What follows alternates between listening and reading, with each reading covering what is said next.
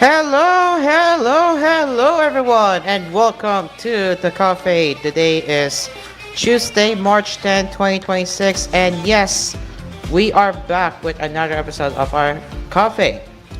As you can see, to those who are watching over on Cool TV on Twitch and Facebook, we have a brand new lower thirds which you can find down there.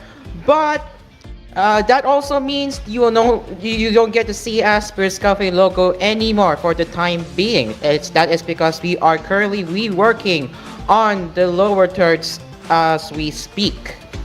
Alright, so how are you all doing so far? I hope you're all having a wonderful day, and I hope you all are having a beautiful day, or I should say or beautiful day wherever you are.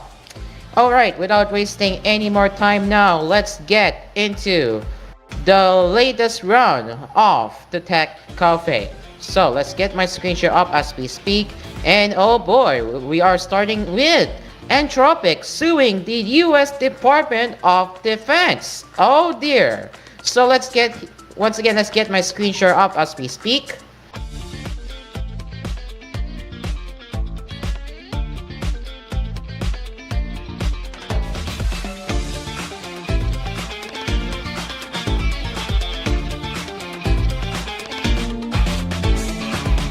Alright, so man. Man, the US and the AI company are not sitting well, it seems. So this is coming from The Verge. Entropic has sued the US government over its designation as a supply chain risk, the latest move in a weeks-long battle between it and the Pentagon over the acceptable use cases for its military AI tech. A suit filed in a California district court accuses the Trump administration of illegally punishing the company for setting red lines on mass domestic surveillance and fully autonomous weapons. So this is what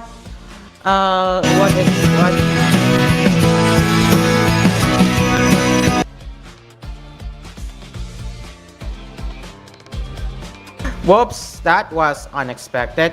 But anyway, where was I? Alright, so this is what they said it coming from its lawsuit, and well, we're gonna read it to you right here. Let's read it right here. This is coming from a suit. Reading quote. The federal government retaliated against a leading frontier AI developer for adhering to its protected viewpoint on a subject of great public significance, AI safety, and the limitations of its own AI models in violation of the Constitution and laws of the United States.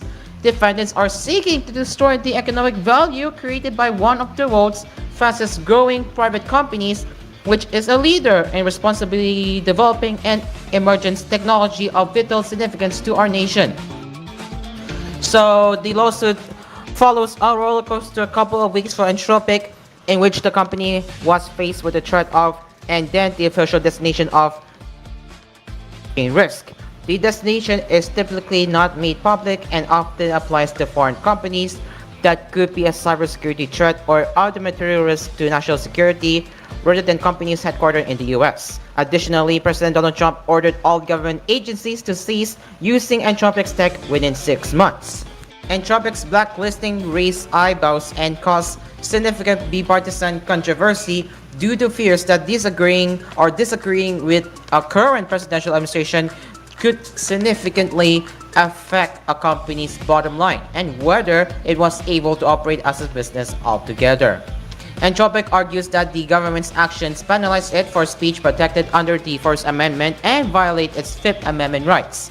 Moreover, it states the demand for all government agencies to drop it falls outside the authority of the executive branch. Entropic has said since the original announcement that it would challenge the supply chain risk designation in court. In recent days, some of the company's biggest clients, like Microsoft, have made clear that they're continuing to work with Entropic, but setting up processes so that their work with Entropic has no involvement in any of their work in any of their own work with the Pentagon. However, the suit notes that government agencies outside the U.S. Department of Defense have cut ties with Entropic. The General Services Administration terminated its OneGov contract, ending the availability of Entropic services to all three branches of the federal government, and multiple other agencies, including the Department of the Treasury and State Department, have publicly or reportedly privately said they plan to cease using it as well. The Pentagon declined to comment. So here is the list of pages, or I should say full page lawsuit detailing why Entropic filed a lawsuit against the US Department of Defense.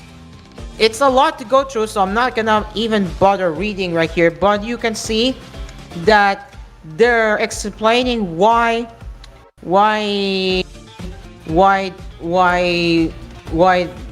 Entropic refuses to build mass surveillance for them, and it's safe to say they don't want to be involved. So let's read the comment section on what they had to say. Alright, I'm gonna warn you for a bit, I might be getting a little bit political, so forgive me if you will, but again, this is very interesting to cover for what I am hearing. Alright, so let's start with low poly G-Lot. US government should designate Entropic as a supply chain risk for not making good models, not for the reasons the US government outlined. It won't take away the fact that Entropic's technology is being used in the war in Iran now. In a way, I hope Entropic wins to preserve democracy, but man, they will do absolutely anything besides make a good model. And well, according to Nicholi, in which they replied to comment, saying the government is happy to use Grook, so I don't think bottle quality is much of a concern for them. Yeah, I guess, because I'm gonna be real with you. Why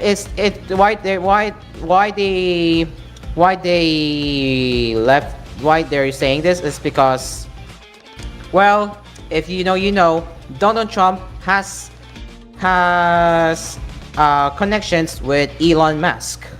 Yes, Donald Trump has Elon. How do I say this? Donald Trump has How do I call this? Donald Trump has ties with Elon Musk, so that's why they well, I don't know really, but that's why they really prefer using Grook. Alright, moving on.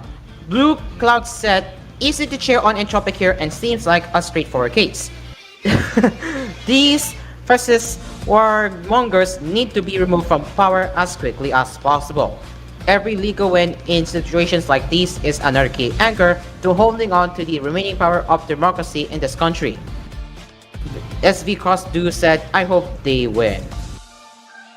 So there you have it. So that's what their take is when it comes to Entropic suing against the US Department of Defense. And after I think about it, now that I think about it, yeah, I have to agree that Entropic made the right call to do it, because we don't want mass surveillance in the America, right? And what's even the good thing is that they're citing First Amendment and Fifth Amendment, and of course these amendments are very fundamental for your human rights. So that's why they're doing as much as they can to exhaust in preventing U.S. agencies from making the mass surveillance a thing. So yeah, I hope they win the case against them, because if they do, this will be a big win-win. All right, moving on to the next one. And speaking of Anthropic, it looks like the OpenAI and Google employees are in favor of Anthropic's lawsuit against the Pentagon. So on Monday, if I have as I have covered earlier, Anthropic filed its lawsuit against the Department of Defense over being designated as a supply chain risk. Hours later, nearly 40 employees from OpenAI and Google, including Jeff Dian, Google's chief scientist and Gemini lead, filed an ambiguous brief in support of Anthropic's lawsuit, detailing their concerns over the Trump administration's decision and the technology's risk and implications. The news follows a dramatic few weeks for Anthropic, in which Trump administration labeled the company a supply chain risk, a designation typically reserved for foreign companies that the government deems a potential risk to national security in some way. After Anthropic stood firm on two red lines regarding acceptable use cases for military use of its technology, domestic mass surveillance, and fully autonomous weapons or AI systems with the power to kill with no human involvement. Negotiations broke down, followed by public insults and other AI companies stepping in to sign contracts allowing any lawful use of their technology. The supply chain risk destination not only prevents Anthropic from working on military contracts, it also blacklists other companies if they use Anthropic products in their line of work for the Pentagon, forcing them to uproot CLUDE if they wish to maintain their lucrative contracts. As the first model cleared for classified intelligence, however, Anthropic's tools are already deeply integrated into the Pentagon's work, so much so that just hours after Defense Secretary Pete Hegseth announced the destination, the US military reportedly used CLUDE in the campaign that killed the leader of Iran, Ayatollah Ali Khamenei. The amicus brief seeks to make the points that Anthropic's supply chain risk destination is improper retaliation that harms the public interest and that the concerns behind Anthropic's red lines are real and require a response. It also makes the point that Anthropic's two red lines are worth revisiting, stating that mass domestic surveillance powered by AI poses profound risk to democratic governance, even in responsible hands, and that fully autonomous lethal weapons systems present risk that must also be addressed. The group behind the amicus brief described themselves as engineers, researchers, scientists, and other professionals employed at US frontier artificial intelligence laboratories. So this is what the group said. We built, trained, and studied the large-scale AI systems that serve a wide range of users and deployments, including in the consequential domains of national security, law enforcement, and military operations. We submit this brief not as spokespeople for any single company, but in our individual capabilities as professionals with direct knowledge of what these systems can and cannot do, and what is at stake when their deployment outpaces the legal and ethical frameworks designed to govern them. On the domestic mass surveillance front, the group said that though data on American citizens exists everywhere in the form of surveillance cameras, geolocation data, social media posts, financial transactions, and more, what does not exist yet is the AI layer that transforms this sprawling, fragmented data landscape into a unified, real-time surveillance apparatus. Right now, they wrote these data streams are siloed, but if AI were used to connect them, it could combine face recognition data with location history, transaction records, social graphs, and behavioral patterns across hundreds of millions of people simultaneously. End quote. When it comes to lethal autonomous weapons specifically, the group said that they can be unreliable in new or unclear conditions that don't align with that don't align with the environment they were trained in, meaning that they cannot be trusted to identify targets with perfect accuracy, and they are incapable of making the subtle contextual trade-offs between achieving an objective and accounting for collateral effects that a human can. Additionally, the group wrote lethal autonomous weapon systems potential for hallucination means that it's important for humans to be involved in the decision-making process before a lethal monetization is launched at a human target, especially since the system's chain of reasoning is often not available to operators and unclear even to the system's developers. The group behind the ambiguous brief wrote, stating, quote, "We are diverse in our politics and philosophies, but we are united in the conviction that today's frontier AI systems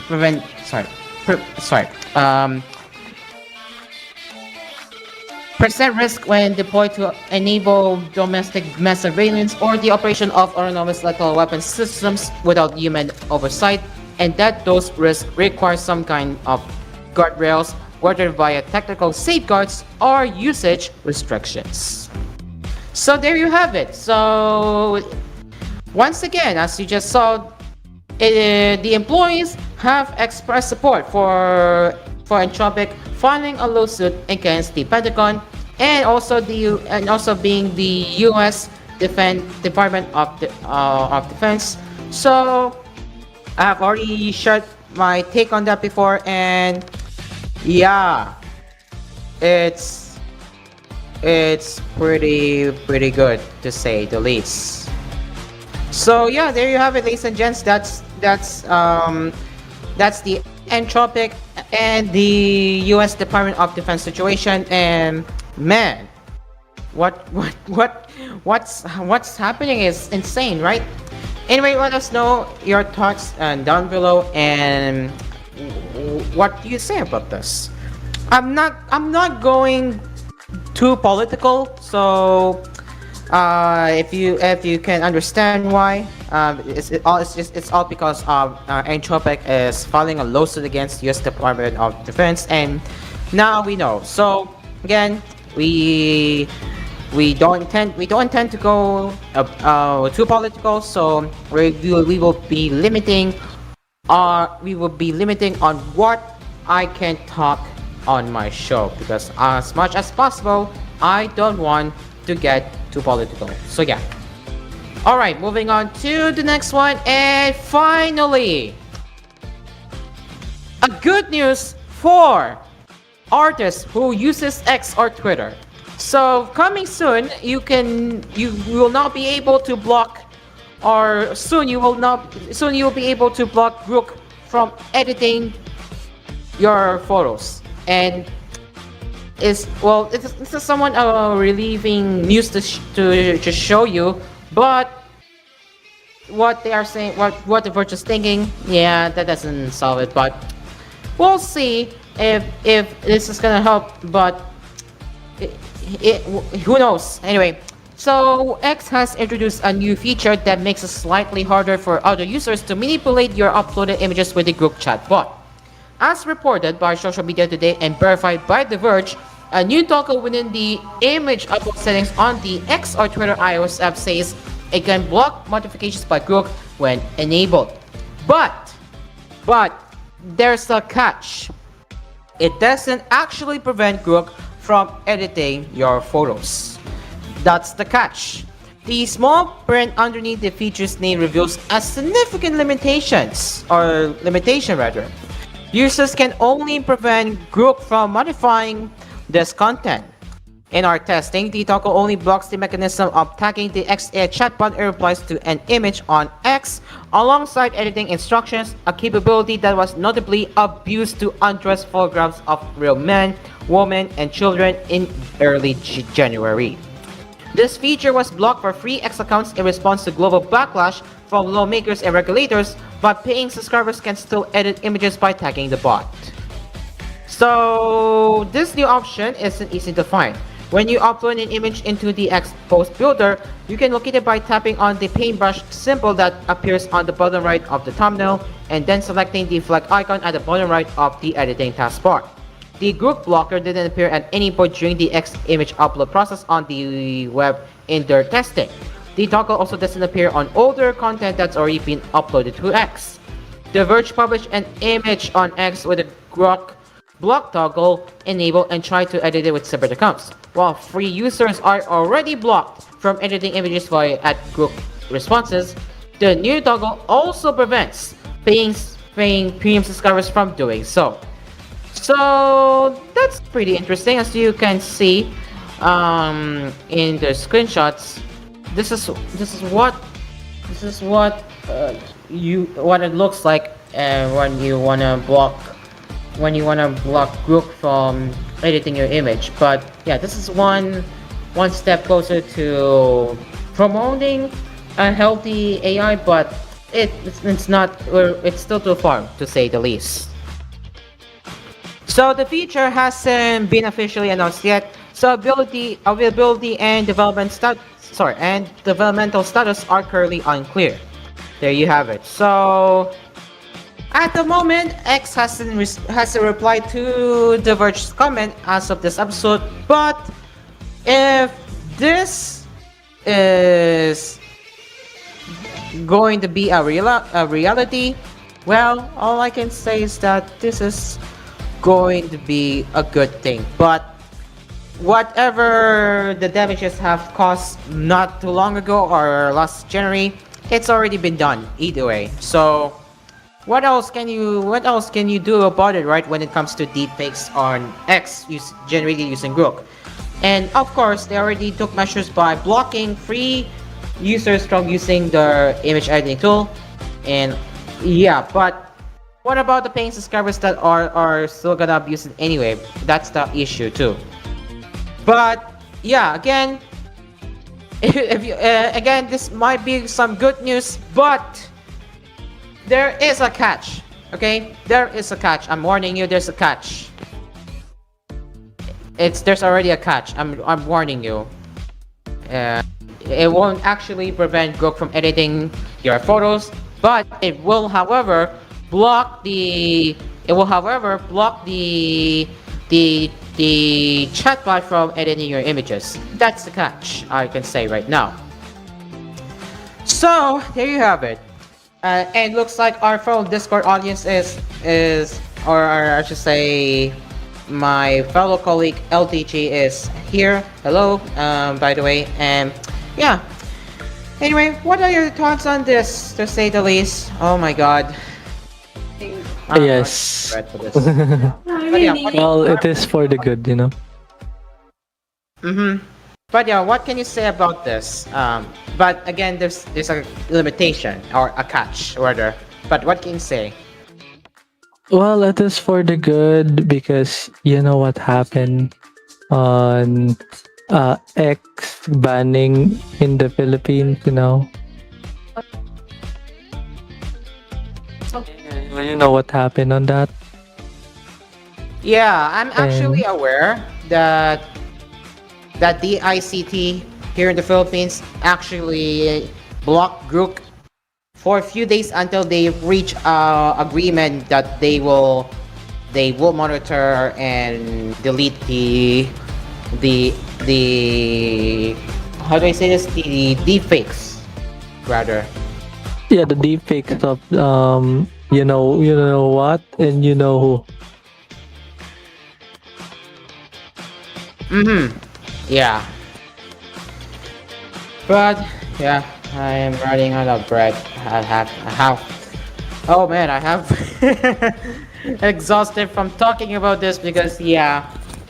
Again, you know, the image editing tool has stirred a lot of controversy. So I'm not gonna be too surprised if it's causing a problems again. But yeah. Anyway, this to our non-Discord audience, what are your thoughts? I would love to know on that in the comments.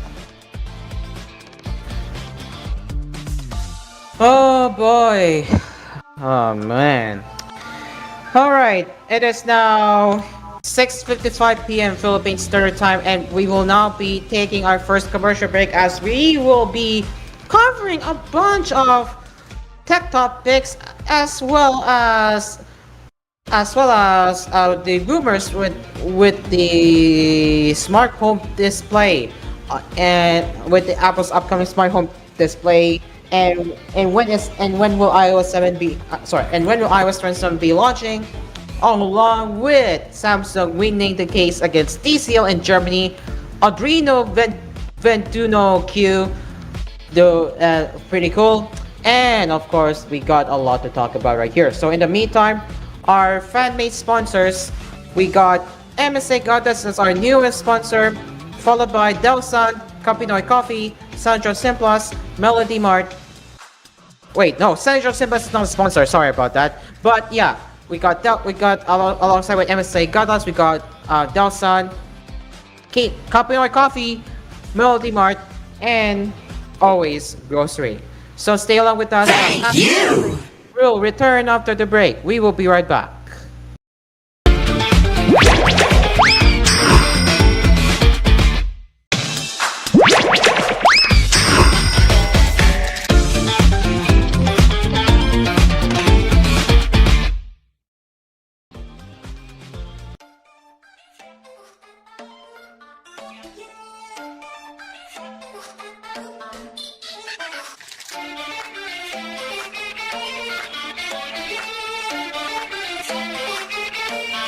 Alright, welcome back. It is now 7:07 p.m. Philippine Standard Time, and now let's continue with another round of our Tech Cafe right here on Asphere's Cafe. Okay, so as we continue with another round, you can see we are now starting with a rumor report from Gurman, and this is reported by The Verge. So the rumored HomePod with a screen we have heard so much about was reportedly lined up for a launch in 2025, and then this spring, and now according to the latest updates, but it's on the shelf until this fall. Leaker Kotsutami posted as much on X last week, and today, Bloomberg reporter Mark Gurman followed up with similar information, saying its robot arm equal cousin is now planned for launch in 2027. According to Gurman, the J490 smart home display HomePad is waiting for Apple to finish work on its chatbot-style AI update for Siri. That was supposed to be ready by now, but it is now predicted to arrive later this year, along with the iPhone 18 Pro plus 2027 updates for iOS, Mac OS, and all the rest. He describes as a silver aluminum case device with a 7-inch screen and USB-C power port, running a version of tvOS 27 while waiting new versions of the home speaker, of the HomePod speaker and Apple TV 4K box are also waiting in the wings for that Siri update, and a smart home sensor is in the works too. So while we don't know much on how it's gonna look like for the HomePad and yeah, or whatever it's called with the HomePod with a screen or HomePad, we don't know much how it's gonna look like, but yeah. So other than that, that is the latest info I can share with you right now. But again, take this with a grain of salt because we will let Apple cook on what they're planning. So I'm not going to speculate too much further for now.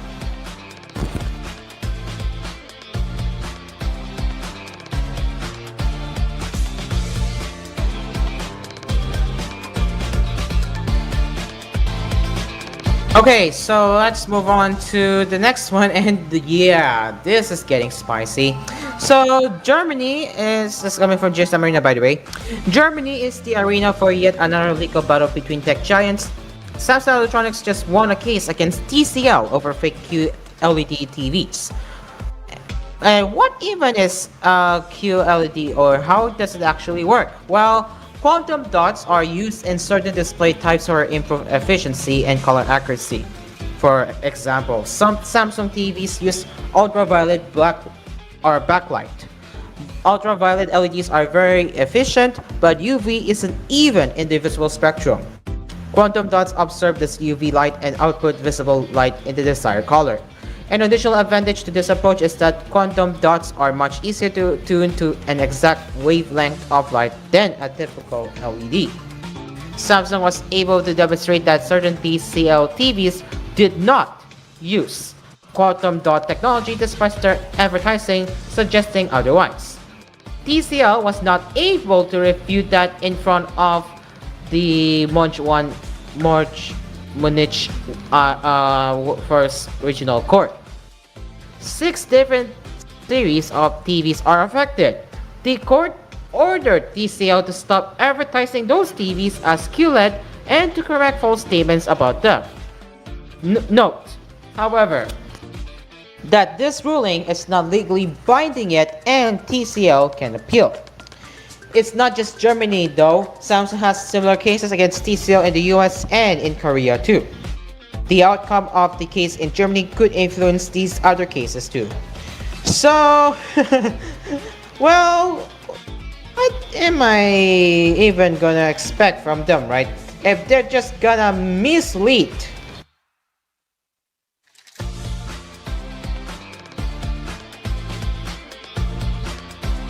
It's just gonna, how do I say this? It's just gonna, I'm not even surprised uh, if they're going to,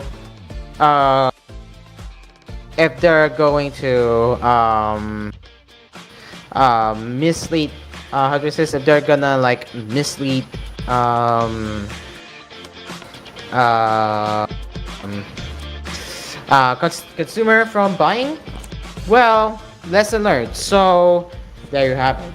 And yeah, what are your thoughts on that? When it comes to Samsung suing against TCL and eventually won? What can you say? I would love to know for this one.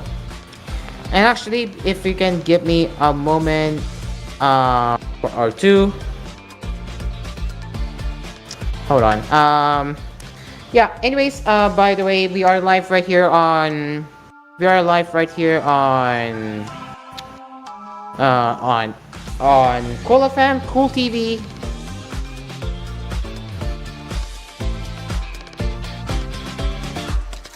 And yeah.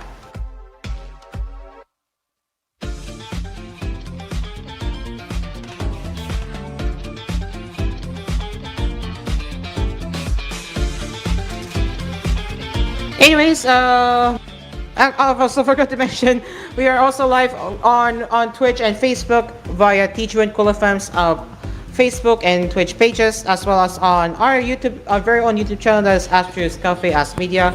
We are also live there as well. All right, let's move on to the next one, and this time we are talking about a very interesting we are now talking about a very interesting new stuff from. Hold on, let me just fix my. Let me just fix the microphone. There it is. So I think I'm still audible. If let me just check if I am still audible. Yeah. Okay. Yeah, I'm still audible. Nice. All right. Okay. All right. Moving on to the next one. We got the Arduino Ventuno Q, and yeah, this is a very interesting new product from Arduino. So, what does it do? Well, it is the first device from Qualcomm. It is the first device from Qualcomm owned Arduino. Now it can be used to, it cannot be tailored for AI stuff, robotics, security, education, and research. And as for the specs, it has the Uno Q. As for the specs, well, actually, first, for the previous iteration with the Uno Q, it had a quad-core Cortex-A53 CPU and an Adreno 702 GPU, which shared 4 GB of RAM. Lightweight AI tasks could run on the CPU and GPU. Now, for the Ventuno Q, this is a very powerful microcontroller product you would expect from Arduino. So it's powered by the Dragonwing IQ 8275 or PDF chipset. It has, and what's inside, it has an 8-core Corio CPU that is two cores of Gold Prime at 2.35 GHz, 2 gold at 2.1 gigahertz, and 4 cores of silver at 1.95 gigahertz, and an Adreno 623. This puts it somewhere in Snapdragon 765 5G territory. The Ventuno Q offers up to 16GB of RAM and up to 64GB of eMMC storage plus an M2 NVMe Gen 4 connector for SSD. Nice one. They have the NVMe slot if you are interested, so that's really neat to see. And the Dragon Wing chip has 40 TOPS of air performance, and it's comparable to Intel Panther Lake, which has a 50 TOPS NPU and half of what the premium Snapdragon X2 Elite chips offer, which has 80 TOPS. This SBC can run YOLO-X models for object tracking, PostNet for post detection, MediaPi for gesture recognition, local large language models like QN, text-to-speech and text-to-speech and speech-to-text models like Mellow TTS and Whisper, and so on. The Dragon Wing chipset runs Linux, either Ubuntu or Debian for high-level tasks. Robot operating system 2 is also supported. Then there is an STM32H5 microcontroller that handles real-time interactions with peripherals. The Ventuno Q SBC has a Raspberry Pi style 40-pin GPIO header. It also supports Arduino Uno shields to easily connect things like motor controllers, sensors, and more. There are also solderless QVC connectors on board. The board supports 3 MP CSI camera, so I can achieve 360-degree vision. There is an HDMI and MIPI SDI DisplayPort, never heard of that, as well as DB alt mode over the USB-C connector. A 2.5 gigabit Ethernet port enables fast wired networking, while Wi-Fi 6 and Bluetooth 5.3 handle wireless connections. For industrial applications, CAN FD is also supported. Nice. So the Arduino Ventuno Q will be available in second quarter through the Arduino Store, TGKey, Cornell, MacFoss, Moser, and RS. Pricing will be announced at a later date. So there you have it, ladies and gents. That's Arduino Ventuno Q, and whoa! This can handle a lot. This can handle a lot of AI tasks, and I am very excited for what Arduino is bringing to. So yeah, either way, I'm happy to say that Arduino is cooking well, despite the controversy in which they're not gonna use it to track you. Well, yeah, that sucks, but overall their new product is very nice, so it's just gonna be a wild one. Alright. Moving on to the next one. It looks like the Windows 11 taskbar's new internet speed test tool is a shortcut to Bing.com. Unfortunately, if you're expecting a feature, this is not the case. So this is coming from Windows latest. Microsoft is a multi-trillion-dollar company, and you expect us to tech giant to build a native feature for something as basic as an internet speed test, right? Well, as I've said it before, it's a no-no. Microsoft is rolling out a new internet speed test tool for Windows 11 that literally sends you to Bing.com. Today, on March 10, 2026, Microsoft will begin rolling out this year's third patch Tuesday update for Windows 11 and Windows 10. While Windows 10 gets nothing in terms of functionality, Windows 11 is getting a couple of new features, including Emoji 16 support in the emoji panel, and a brand new shiny internet speed test tool, which is just a shortcut to Bing.com. So this feature has been making headlines for a while now because it originally began rolling out in the last week of February with the Windows 11 KB 50772441 optional update. Now it rolls out to everyone in stages with the security update. but the claim that Windows 11 is getting a built-in tool to check your internet speed is far-fetched. Unfortunately, let me add this real quick.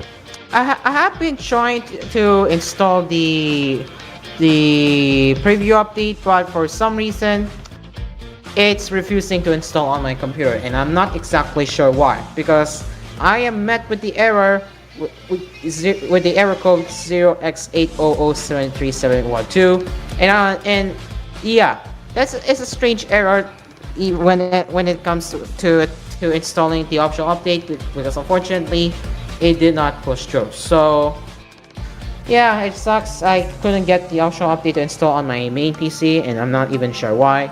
Maybe I might have to how to say this. Maybe I might have to perform I might have to perform a refresh to of my Windows installation, but hopefully it doesn't break anything. But yeah, it sucks either way.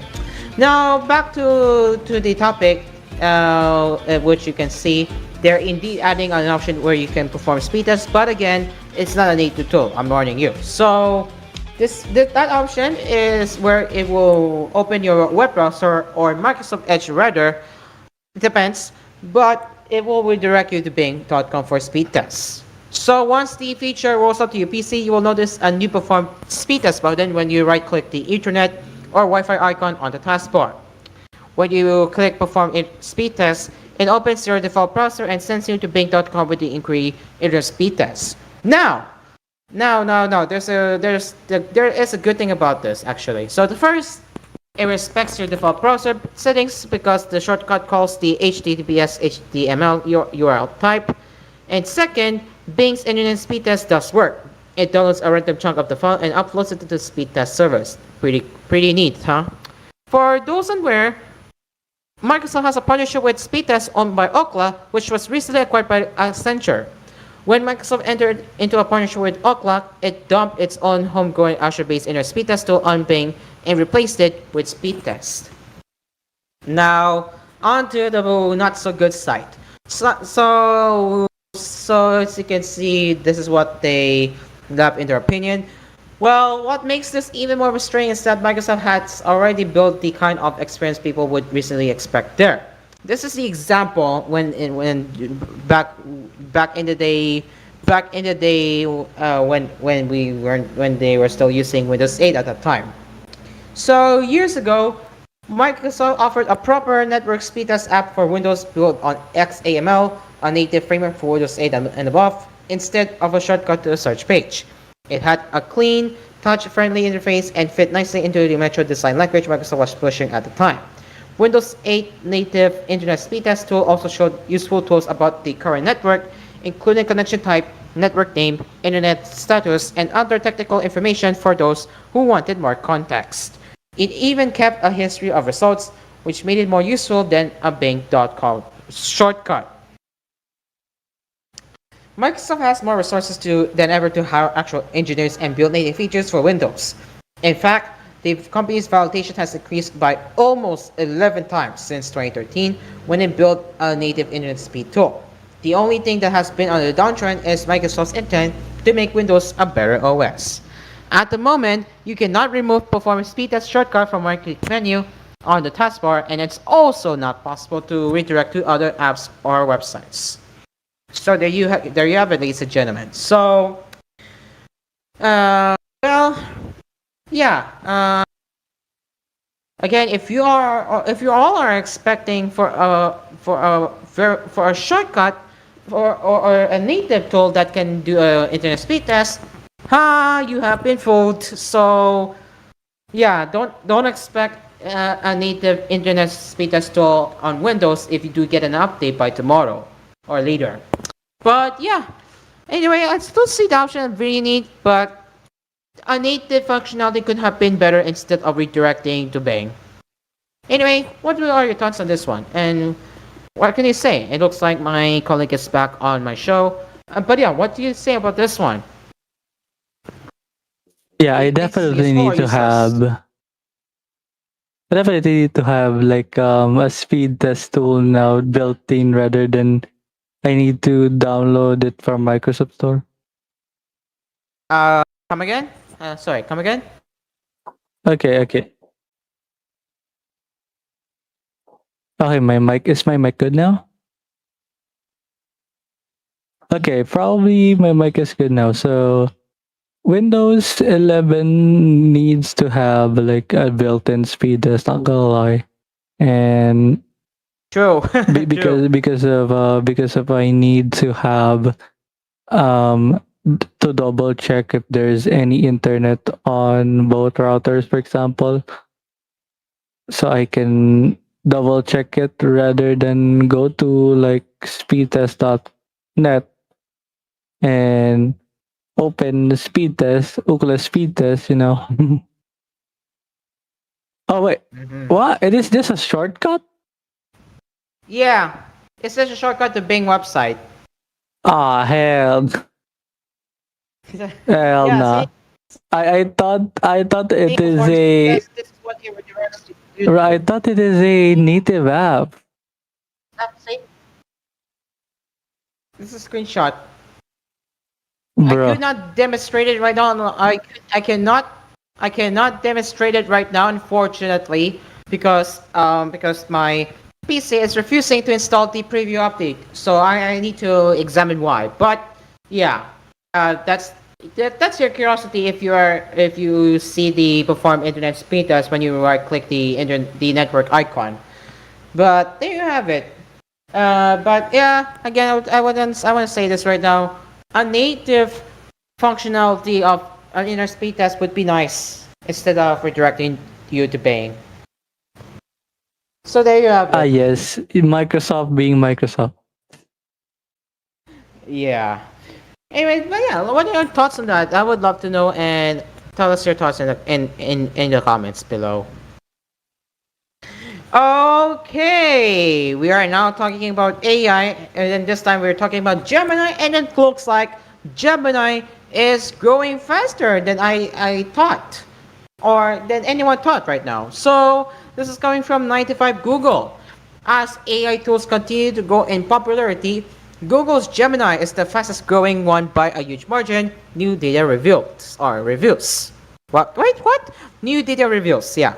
SimilarWeb reports that based on website traffic, Google Gemini is not only growing but is the fastest growing AI website by a huge margin.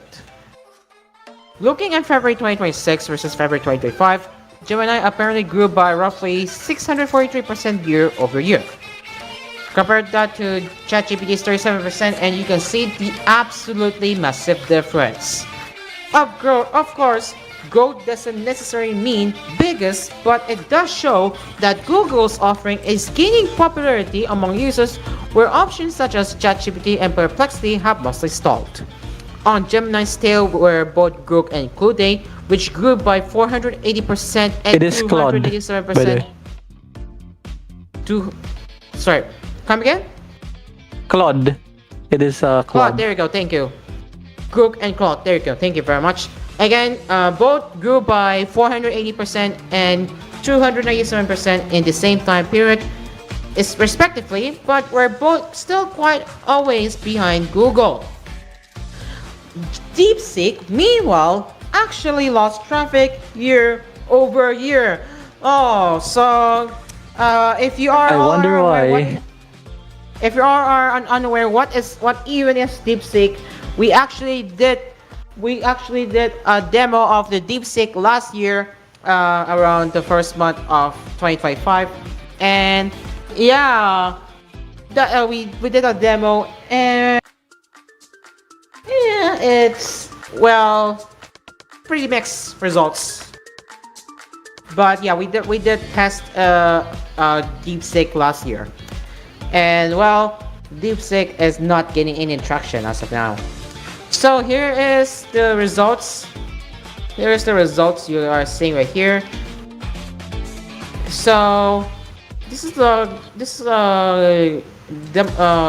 geographic pie chart, or is it a pie chart, or yeah, you can see the chart there. So ChatGPT is sitting at 37.04%, Gemini.google.com is sitting at 643.58%.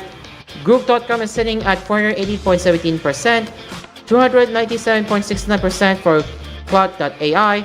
DeepSeek lost 55.56%. Oh yeah, oh boy.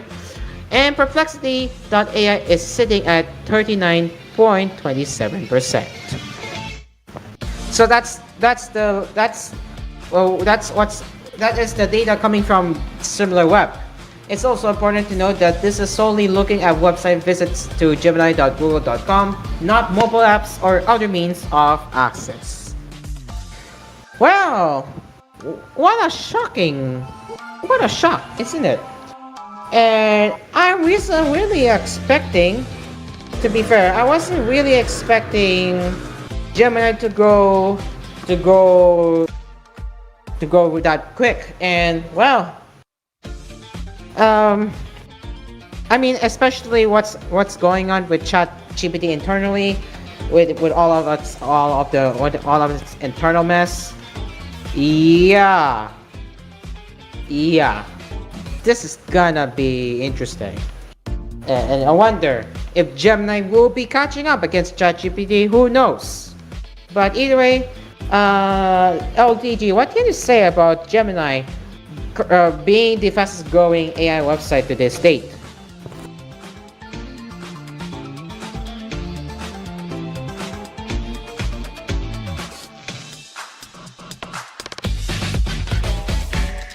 Alright, we'll get back to him later, but either way, that is the one thing I will be leaving here. And yeah, pretty wild, to say the least. Oh, dang it. My phone is lagging again. Just wanted to check the...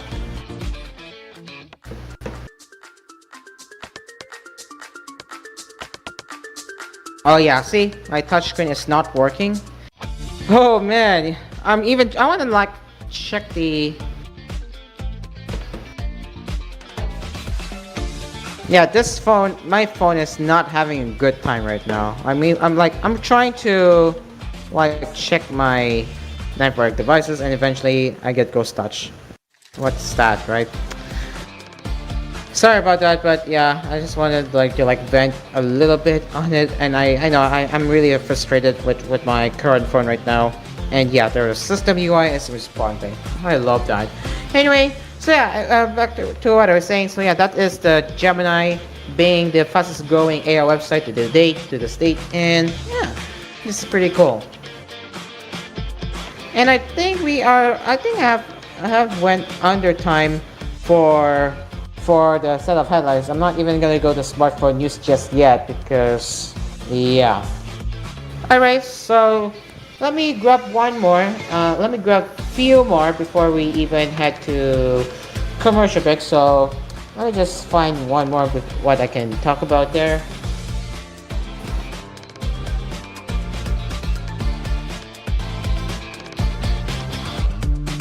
Hey, Microsoft 365 E7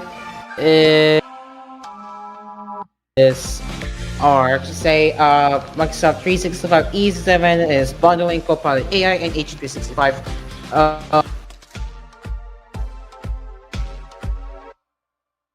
Oh yeah, all right. Let me just open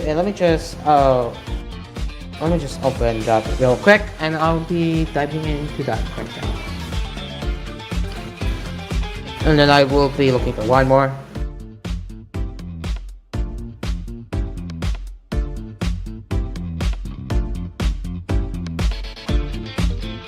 Oh no. Oh man.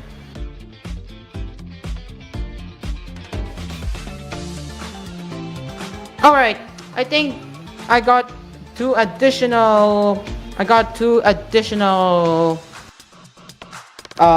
articles for this portion, and hopefully this would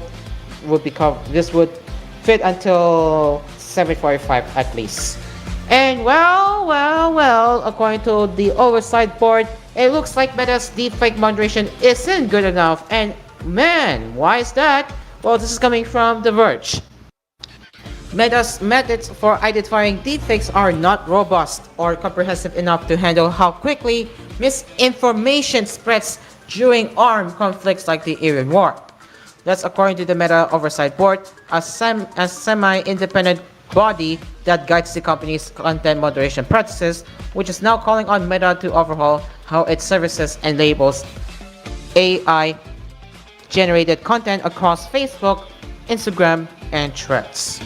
The call for action stems from an investigation into a fake AI video of alleged damage to buildings in Israel that was shared on Meta's social platforms last year, but the board says its recommendations are particularly relevant right now given the massive military escalations throughout the Middle East this week.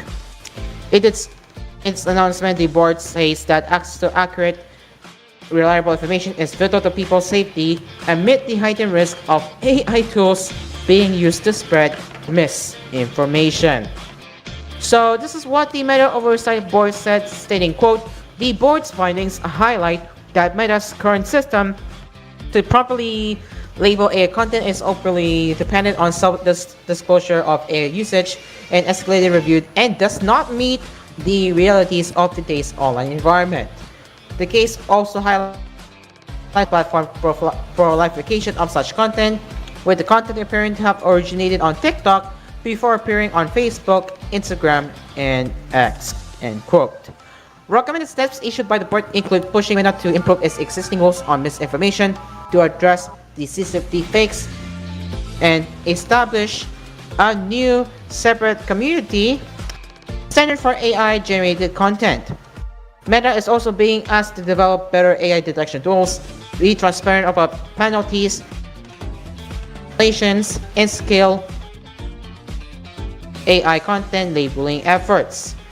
The latter includes ensuring that high-risk AI labels are added to synthetic images and videos more frequently and improving C2BA, or otherwise known as content credentials adoption, so that information on AI-generated content is accessible to users. The board says it's concerned by reports that Meta is inconsistently implementing the C2PA standard even on content generated by its own AI tools, with only a portion of Meta AI outputs being properly labeled. Meta isn't beholden to implement these recommendations, but they do align with concerns raised by Instagram head Adam Mosseri last year about the need to improve how authentic photographs and videos are identified on Meta's platforms. Now, I'll be your judge for this one because, yeah, AI deepfakes are getting worse, and big tech companies really need to step up they really need to step up from what they're planning to do, huh? But yeah, there you go.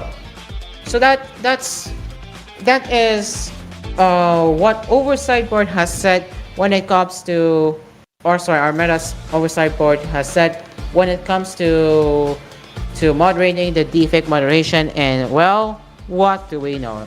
Not surprising, isn't it?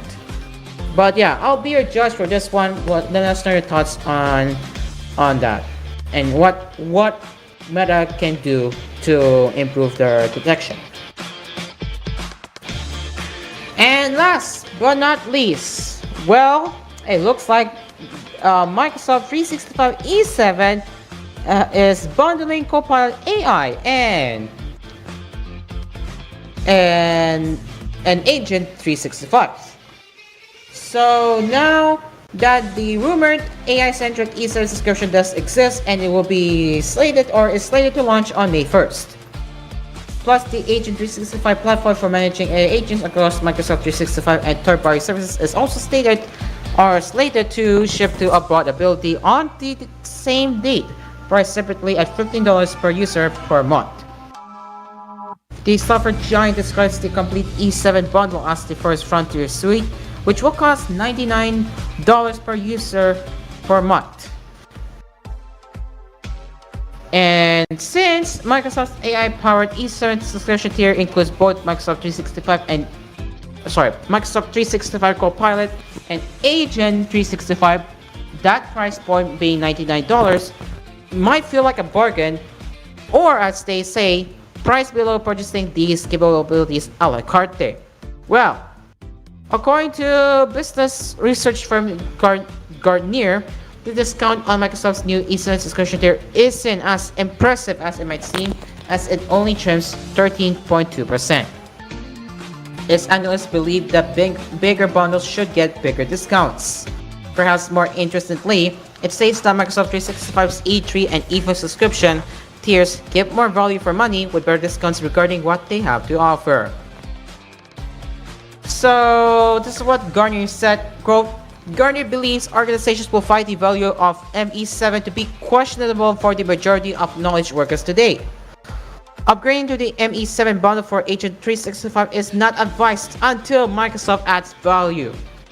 In that, Microsoft seemingly shipped Microsoft 365's new AI-powered subscription tier to meet the need for a plan with multiple tools stitched together over what Microsoft 365 E5 has to offer. So, Microsoft 365 essentials with productivity and security apps, Microsoft Copilot, and its new AI Agent Hub right out of the gate. Still, skepticism surrounds the subscription tier, particularly the Agent 365 offering, which Gartner once again calls a work in progress with limited new net functionality to justify its $15 pump stick price point. Well, I'm going to say, no. No, it's too expensive in my opinion because, yeah, I would say if you are you gonna is there any value in using the AI? That is up to you really. That really is up to you to say the least.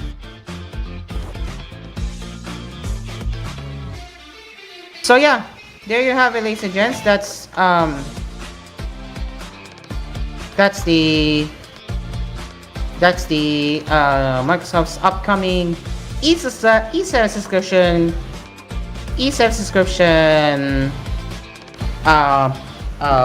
plan. And well, what do you think about this? Let us know in the comment section down below, or your thoughts down below.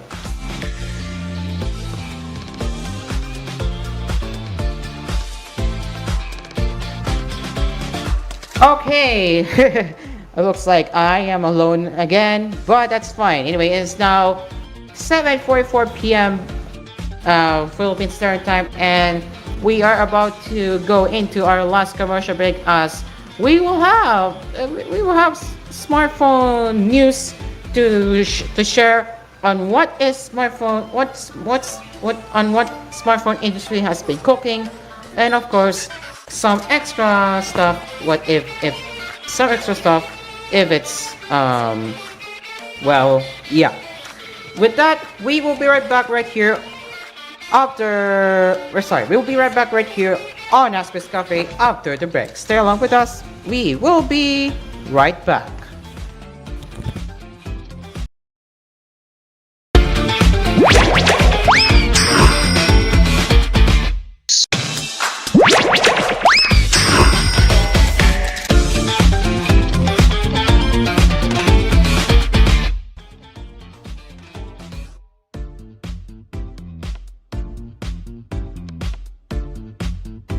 Welcome back to the program. It is now 7:55 p.m. Philippine Standard Time, and yes, we are now in the last set of our Tech Cafe headlines right here on Asphere's Cafe.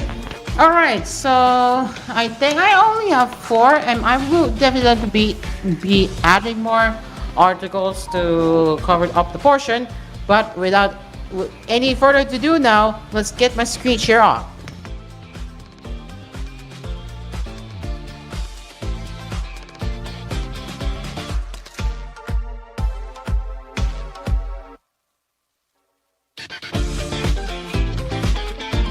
Okay, here we go. And well, our first and our actually we're actually at the smartphone news part of a tech cover now, but our first one we have is the iPhone Fold.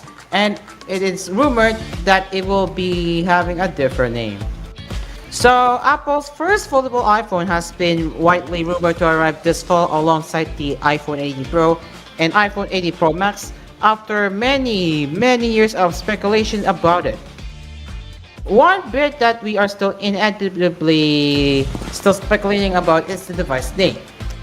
Uh, but so actually they have been calling it the iPhone Fold, but now a new rumor out of China today claims it will actually be called iPhone Ultra. Interesting. And this again, take this with a grain of salt. Okay, so take this with a grain of salt, but this is what they're going to call it right here. So again, you got on the left. Okay, so okay, right away.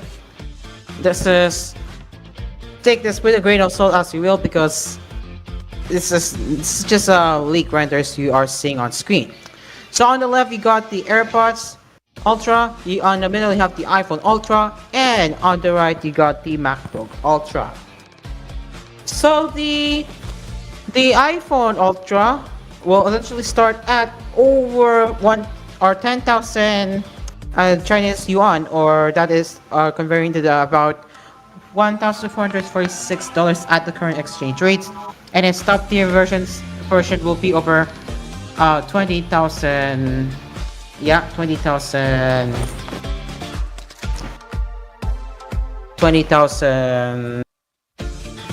yuan, which converts to around $2,893.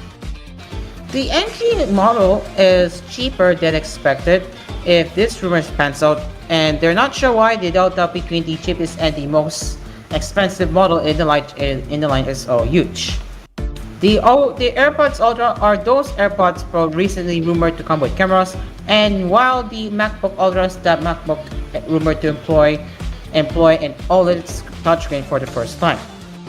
All of these, like the Ultra name implies, will be the most expensive option in Apple's respective stables: the most expensive phone, the most expensive earbuds, and the most expensive laptop.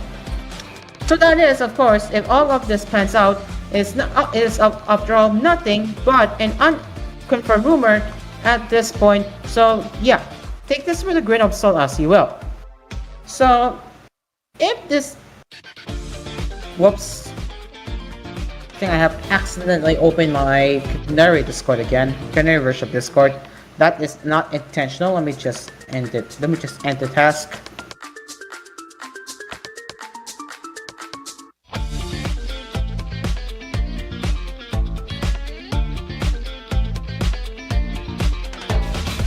Oh, shoot. There we go.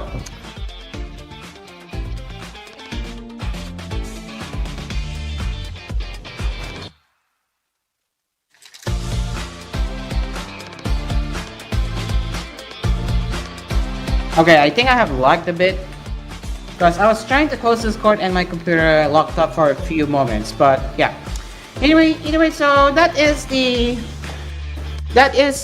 iPhone Fold, now rumored to bear with the Ultra Monk Gear along with AirPods and MacBook, as you're seeing on right here. And yeah, this is pretty interesting because because I know that Samsung, because I know the fact that Samsung was the first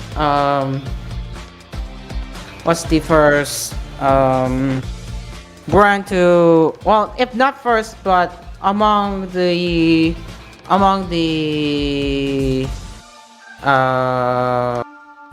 what is this, among the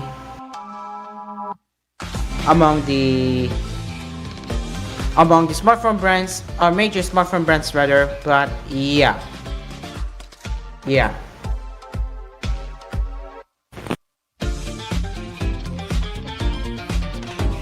Okay, so yeah, let's move on to the next one now, and it looks like the clock has struck and to 8 o'clock now, and well, We're less than 30 minutes before we wrap our coffee up. And actually, before I even move on to the next one, let me check if there is anyone watching the stream right now on our channel.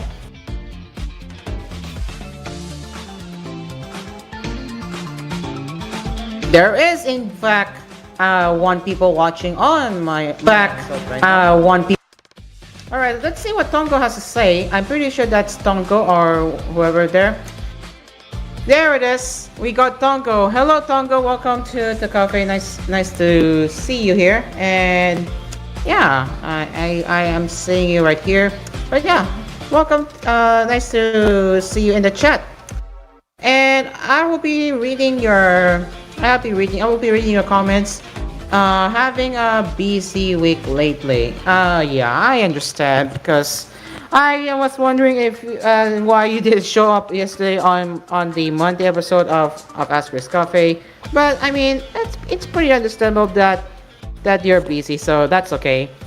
And this is why and you said, and by the way, you said this is why AI regulation laws should be implemented. Yeah, if you're referring to the group thingy, I don't know if you're referring to group or entropic. Enlighten me, and Tonko, if you're actually referring to how do I say this? If you're referring to entropic or group when it comes to AI, enlighten me in what you were referring to. But yeah. Either way, Tonko, it's nice to see you in the live chat again after a while. But yeah, good to see you, my man. Okay, let's continue with our smartphone news now. And looks like Samsung is bringing or might bring a Galaxy S26 camera feature to older flagships. This is interesting. So Samsung is considering adding a feature from the Galaxy S26, S26 Plus, and Galaxy S26 Ultra camera to the Galaxy S25 devices, namely visual aperture for the telephoto camera. This could be added as part of a software update since it is entirely a software feature. So people on the internet have apparently been asking the Korean company to bring it to last year's flagships, and executive has confirmed that Samsung is looking into it. Nice one. So visual aperture already works on the Galaxy S25, S25 Plus, and S25 Ultra via the Xperia RAW app, but only for the main camera. Having it available for the telephoto as well would obviously improve its usability. So, as the name implies, visual aperture lets you artificially simulate different apertures. This thus lets you effectively adjust the intensity of the background blur effect, which is most useful for portrait shots. Now, interestingly, the Galaxy S27 could copy the iPhone 80 Pro series and come with a physically variable aperture for the main camera, a feature Samsung had on the Galaxy S9 in 2018 and the Galaxy S10 in 2019, but then decided to drop. Now that Apple's doing it, things might change. So there you have it, ladies and gentlemen. And if you're not planning on getting the S26 or getting a S26 and you wanted a S26 feature to come to your S25, well, there's that good news to share. So yeah, pretty nice. Oh man. So what exactly is the point of oh my god. I mean, let me answer this cash rules thing, everything. I know they're not obviously gonna watch my show. I know obviously you're not gonna watch you're not gonna watch what I'm saying, but so you're saying what exactly is the point of buying an S26? Oh, I mean, let's be real here, man. Let's be real here.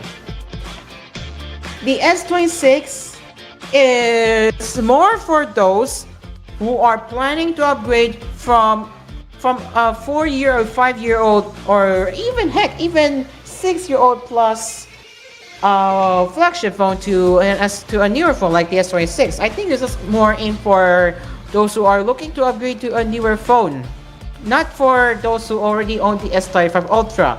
I don't see the reason why you should get the S26 Ultra unless you are still fearing about the FOMO thingy. But again, if you already own the S25 Ultra, then there is actually no reason for you to move over to the S26 because you will not see any performance differences. All right, you will not be seeing any performance differences as of this time. But yeah, guys. So that's my take on what Cash Rules Everything has said in the comments section on over on GSM Arena.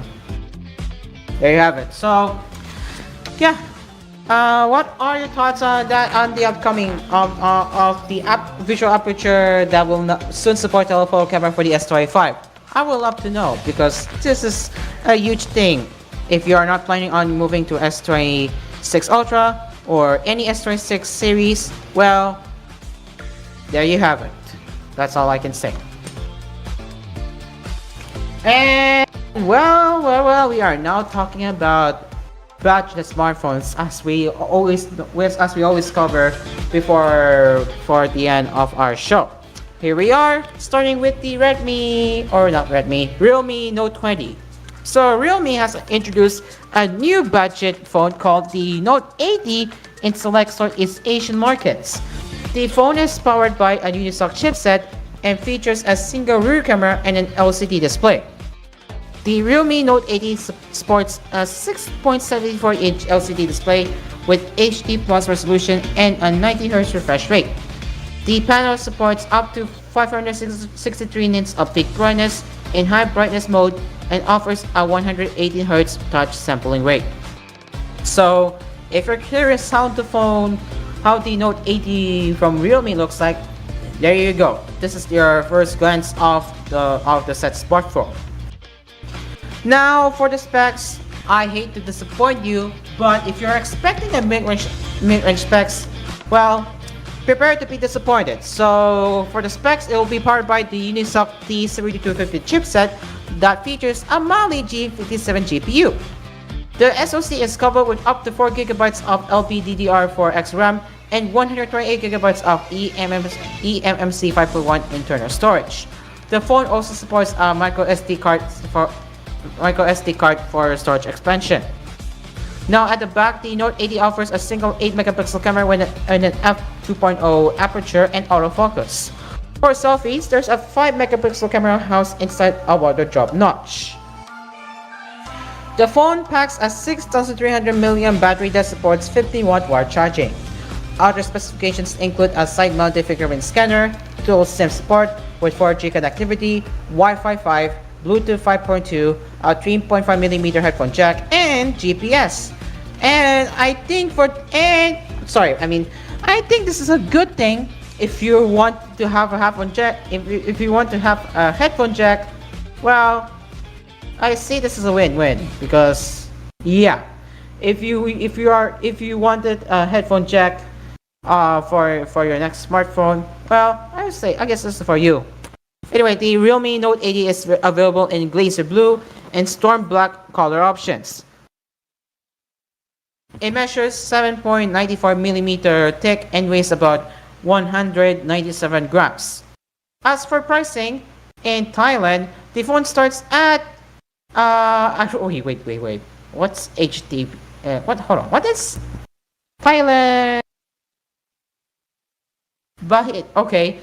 So it starts at 3,500. Oh my gosh. It starts at 3,599 Thai Bahit, or converting to around $115 for the 4GB of RAM and 64GB of storage variant. So that's the Realme Note 80. Again, prepare to be disappointed because the specs will not impress you for no considering that this is more on the low end smartphone. So again, don't be too surprised for the smartphone if you're expecting a premium mid-range specs. Yeah, that's not happening with this one because it's using a budget-oriented chipset. So yeah, prepare to be disappointed. And apparently forgot to play my background music again. But yeah, that's the Realme Note 80. Again, this phone is not for me. This phone is definitely not for me, to say the least. I mean, this is more aimed for older people rather than myself, but more for people who are only using it for basic tasks, not for your power intensive stuff. But yeah, but still having a 6.784-inch display, it's a massive display to be fair, but having a mediocre chipset, yeah, I aren't buying it, to be fair. I aren't buying it, honestly, because yeah, it's absolute dog shit. If I'm gonna be honest to you, if I'm gonna be honest, it's absolute dog shit. So there's my take on that. Next, Poco C85X. And you heard that right. Let me just refresh it. 6,300 million battery for the Realme Note 80. Also on the Poco C85X, but with a better processor. Oh yeah. Anyway, so our next one is the Poco C85X, and it is the latest entry in the Poco C series and will bring a massive 6,300 million battery, just like the Realme Note 80, alongside a compelling starting price of 10,999 Indian rupees in India. But you get an even bigger display than the Realme Note 80 with the Meteor Core specs. Imagine that! So the device is built around a 6.9-inch HD plus, again not 1080p, but just a typical 720p display. But yet still you're getting a massive display for an affordable price like this. And the refresh rate you get is 120 Hz, along with IPS right there, with a notch cut out for the 8 megapixel selfie camera. You also get a single 32 megapixel main cam around the back, alongside an unspecified luxury lens. The C85X is equipped with MediaTek's Dimensity 63000, just like the regular Poco C85, and paired with 4 GB of RAM. Again, not a great choice from Poco, to be fair, because yeah, if I'm gonna be honest with you, the minimum should be at least 8 from what I'm seeing the perspective in the world of smartphones right now. But yeah, alongside 64 and 128 gigabytes of storage configurations. Yep, just like the Realme Note 80. And again, it's expandable via the onboard micro SD XC card slot. So yeah, the 6,300 milliamp battery supports 50-watt wire charging, and also offers reverse wire charging up to 7.5 watt speeds. The software side is covered by Xiaomi HyperOS based on Android 16. And so the set phone comes in black, gold, and green colors. For the base model, being 4 GB of RAM and 64 GB of storage RAM, is priced at $10,999 or $120. Again, $10,999 referring to Indian rupees, while the 4 GB of RAM and 128 GB of storage configuration will go for 11,999 Indian rupees, converting that to $130. open sales in India are scheduled to begin on March 14. Hey, at least you're getting a better chipset than the Realme Note 80. How's that? But but you are also getting a massive display than Realme Note 80. So I guess the Poco C85X is worth getting than the Realme Note 80, because Realme Note 80, the choice of picking a chipset for that phone is absolute dog shit. Okay, but either way, that's my hot take. Don't if you don't take it too seriously. You can have you can share thoughts to say if this one's worth it for you. Sure, but again, whatever I say here is my own opinion. If you don't like it, you feel free to disagree. So that is Poco C85X. And honestly, again, coming from my hot take, I have to say that they have a slightly better specs than the Realme Note 80. Just saying. Just saying. They have a 6.9-inch display and they have a better chipset. Okay, they have a better chipset compared to Realme Note 80. So that's my take. Alright, I'm now heading over to our non Discord audience. What are your thoughts? I would love to know. Drop it in the live chat or in the comments down below. Alright, so let me check my top chat. My live chat rather. Okay, so Tonko's saying 63,000 milliamp rookie numbers, right? Yeah, right. Infinix has more than 7,000. Wait, really? I remember. Correct me if I'm wrong, but I don't know if I have covered various Infinix smartphone articles before. That mentions over 7,000 milliamp battery. Correct me if I'm wrong, but pretty interesting if Infinix offers 1,000 times more than Realme and Oppo combined. Okay. All right. So yeah, again, that's Poco C85X, ladies and gentlemen. And yep, we are 12 minutes under time for this portion of smartphone news on Asphere's Coffee. And let me grab some more before we even wrap it up, and then I'll be sharing my own take.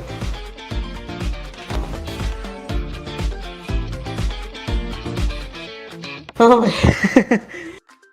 Alright, we do have more. We got Vivo T5X. Let me open that real quick. Let me just make sure it opens to my right browser window.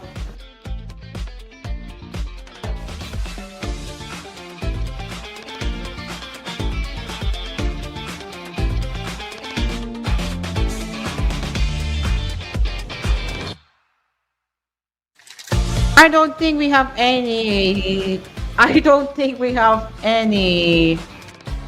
budget smartphones right now to cover. We only got the Vivo T5X. So I guess afterwards we will be going a little bit off topic, but rather we'll be reading r/internet ph. That is right after I'm done covering the set of smartphone news. So yeah, let me just prepare the topics what I wanna share, and then the hottest post on r/internet page right now. All right, I think I got it all now. All good now. Right, so let's get my screenshot back up, and we'll be reading the last. We will be reading the last. We will be reading the last smartphone headline in our tech cafe, and that will be the wrap for the smartphone news for tonight or today. So our last one is the Vivo T5X 5G, which is set to launch in India next week. So Vivo recently began teasing the E5X 5G in India and has now confirmed the phone's launch date along with a few key specifications. The phone is set to succeed the Vivo T4X, which debuted in March last year. So the Vivo T5X 5G will be unveiled in India on March 17 and will be available for purchase via the official Vivo India website, offline stores, and Flipkart. So in a decent video posted on X, Vivo revealed that the T5X 5G will be priced under 23,000 Indian rupees, that is around $250 in the country. The headset will also pack a 7,200 mAh battery, which Vivo claims is the biggest in the segment. So yeah, we do have a teaser trailer which we can show you right now. Have a look.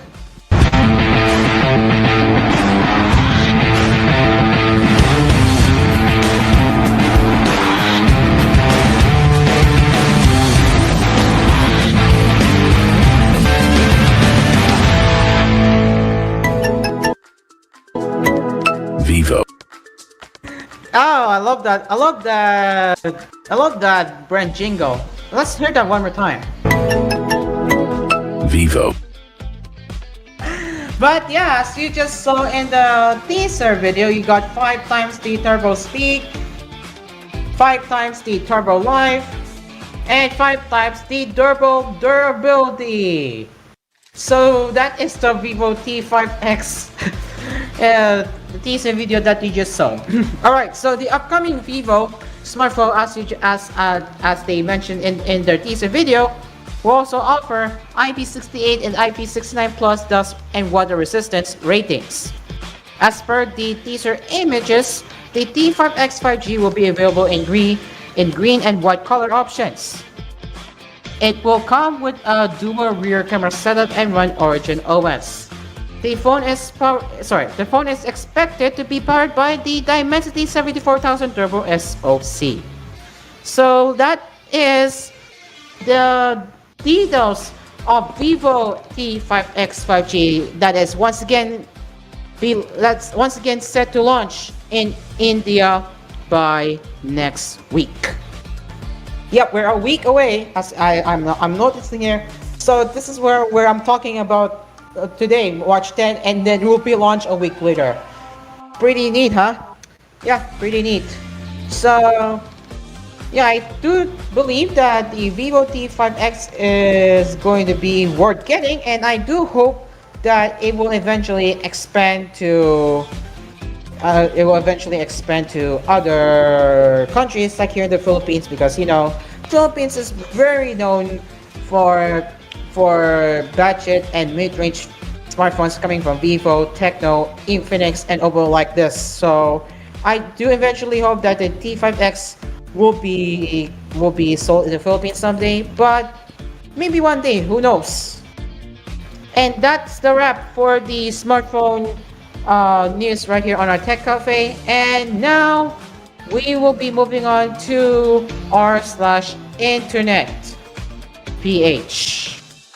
Now, I have never heard Cheetah broadband, and I'm seeing and this is the first time any OP is asking this question. Has anyone tried Cheetah broadband? And this is what he said. Has anyone subscribed to Cheetah broadband? I'm planning to switch internet providers. PLDT sucks. I checked the website and it looks like their error is serviceable. So Bolt_extension 2075 made an interesting explanation to OP's post. Cheetah Broadband doesn't publicly disclose their international provider, but based on the research, most reviews say they're reliable. I think they look promising by the 9 years of good service in Rizal area, remembering of how Converge was in its early years. Nice. So something tells me that Cheetah Broadband is more on the side of, covering Rizal than NCR, and I think that's understandable. I think that is pretty understandable, knowing that that knowing that we have local internet service providers, and again, your usage may vary if you do subscribe to your local internet service provider. Because for me, I have Converge, not Converge, sorry. I mean InfiniBand as my current internet service provider, and it's been what? 1, 2, 3, 4, 5. Oh my gosh! Almost 6 months of using their service. Oh man. Yeah, I'm not kidding. Almost 6 months being subscribed to yeah. Almost 6 months of being subscribed to InfiniBand. Oh my gosh. I know. I have been with them for 6 months, and I haven't had any issues for long. How am I how can I have a reliable reliable internet service provider like this? Like, wow, this is pretty rare. But but yeah, but what's not included is the human error, which I accidentally reset the modem, which led to the credentials stored on the modem being erased. So I had to call InfiniBand to get it sorted, and yeah, that's entirely my fault for hard resetting the modem.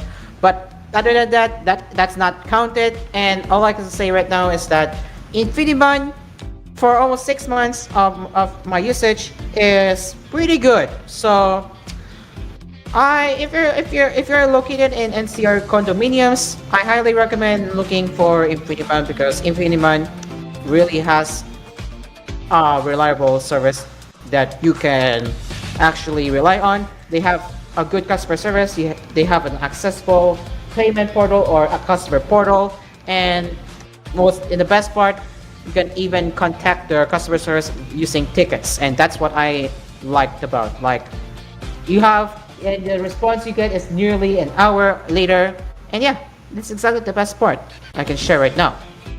But yeah, as for the Cheetah Broadband, it is a local ISP from what I understand, based in Rizal. And yeah, I have never heard Cheetah Broadband before. This is the first time I'm hearing the ISP name there. But I expect to be as good as InfiniBand, but their ISP offers IPTV. That's the difference. Now, as we end here, they emailed NTC.